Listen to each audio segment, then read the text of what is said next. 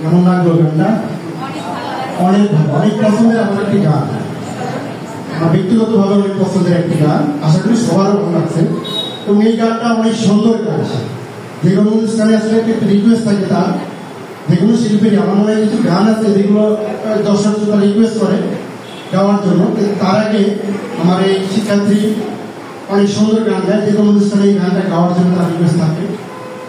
তো তার জন্য ধরে কথা দিই এবং এই